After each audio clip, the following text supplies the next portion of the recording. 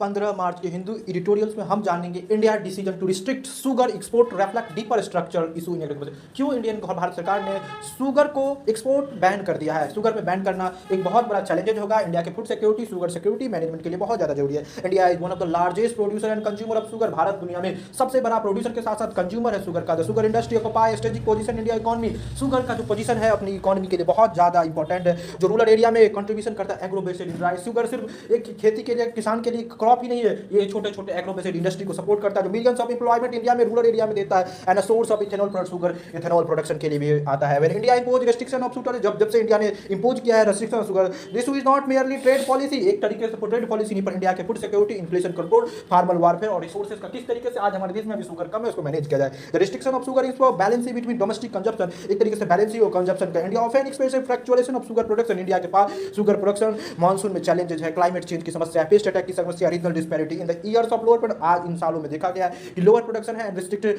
अगर हम एक्सपोर्ट को रिस्ट्रिक्ट नहीं करेंगे तो शॉर्टेज हो डोमेस्टिक पर और मार्केट में इन्फ्लेशन हो जाएगा। One of the major structural change agriculture policy आज इंडिया की एग्रीकल्चर पॉलिसी, जहां शुगर केन वाटर इंटेंसिव करो, बहुत ज्यादा वाटर है। हम सिर्फ शुगर का एक्सपोर्ट करने का मतलब ये नहीं कि हम शुगर का एक्सपोर्ट करें, हम अपने यहाँ वर्चुअल वाटर एक्सपोर्ट कर रहे हैं जो बहुत बड़ा चैलेंजेज है। महाराष्ट्र गवर्नमेंट जहां फेयर एंड रेगुलेटरी प्राइस देती है शुगर पे एश्योर प्रोक्योरमेंट ताकि एक्सेसिव कल्टीवेशन हो सके शुगर में, और इकोलॉजिकल कंडीशन आज बहुत ज्यादा अनस्टेबल है।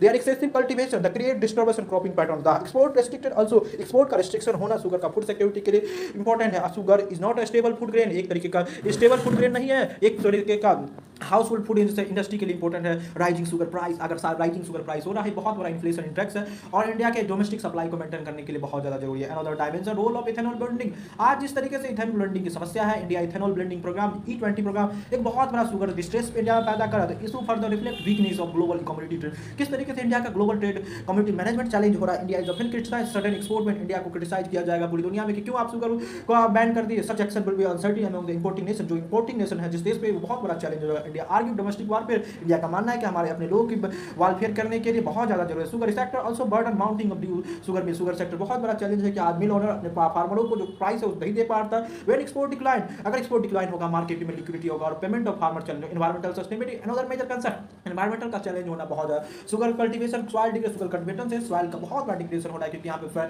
फर्टिलाइजर का यूज हो रहा है, वाटर का यूज हो रहा है, बहुत बड़ा। The way forward crop diversification, हमें क्रॉप डाइवर्सिफिकेशन के साथ improve irrigation efficient long term management, drip irrigation के साथ साथ इस रीजनल स्पेसिफिक क्रॉप प्लानिंग करना, किस एरिया में अगर अल्टरनेटिव देखना होगा, लो वैल्यू देखना होगा, जेनेटिक मॉडलिंग करेगा। AI focus global capacity centre, किस तरीके से ग्लोबल कैपेसिटी सेंटर हिंदू के न्यूज में हम जानेंगे। ऑप्स और यूनिट मल्टीनेशनल कंपनी, बड़ी बड़ी विदेशी कंपनी सिलिकॉन वैली के गैंग ये लोग एस्टैब्लिश करते हैं। That is finance research customer survey. Traditionally India एक हब है आईटी आउटसोर्सिंग का, जो